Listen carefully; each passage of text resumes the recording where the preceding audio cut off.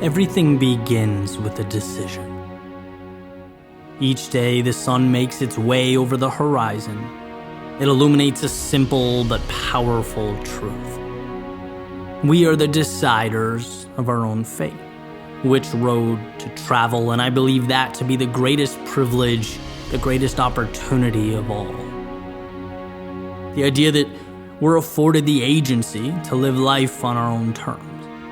That our founders, those who came before us, have established for us a foundation of life, liberty, and a pursuit of happiness that, as sure as that sun rises, is ingrained into every aspect of American life.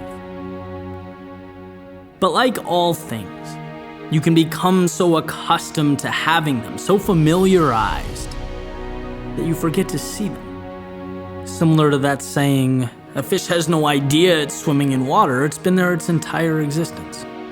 Well, we forget to see the very elements that breathe life into our souls. We forget what it means to be free because, let's face it, we've known nothing else.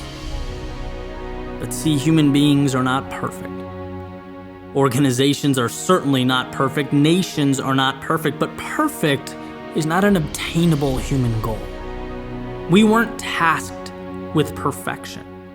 Rather, we were tasked with overseeing the progression of an ideal to take the baton from the previous generation and with everything we have to move it forward.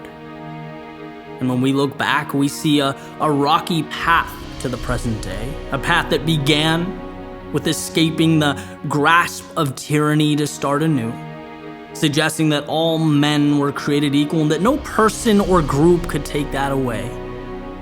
And while crafted in an admittedly imperfect world, has steadily sought to live up to its founding declaration, little by little, year by year, generation by generation, abolishing the notion that man could enslave man, dispelling the idea that men and women weren't worthy of the same rights. It was, as Martin Luther King suggested on the steps of the Lincoln Memorial, the blank check that must be cashed. That it was our obligation to fulfill and live up to this standard, and I've always believed it's not what you look at, it's what you see. My fear is that we look at the present moment and all we see is the imperfection. We see what we're not, instead of the opportunity to bring the now, to bring this generation one step closer to that ideal. The ideal that men and women have bled for, given their lives for. The ideal that immigrants all across the globe risk their lives to be a part of. The ideal that acts as a beacon of hope for millions right now, this very moment, currently living amidst tyranny and oppression around the world. It's our turn to ensure that this beacon of freedom not only remains lit, but increases its breadth and its reach. And maybe it's time we stop exhausting so much energy on our differences when the commonality is so powerful, so substantial. Because I promise, if differences are what we look for, we'll find them. Politics will become the new religion, and politicians will become the pastors.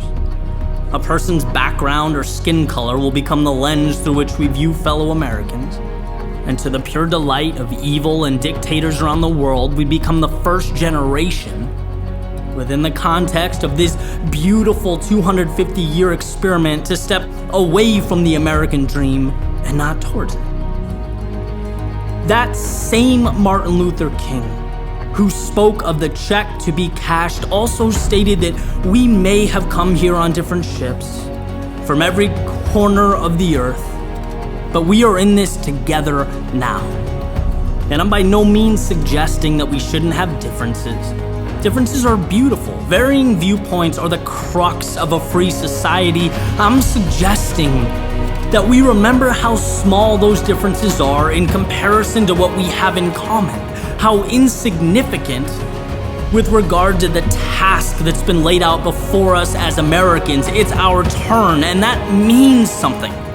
Not that we need to be perfect, not that we can't make mistakes or even be humbled along the way, but that North Star that was etched into existence in 1776 shines brighter than the darkness that so often attempts to consume our view of reality. See, we have in our midst the most precious gift man can be afforded: freedom.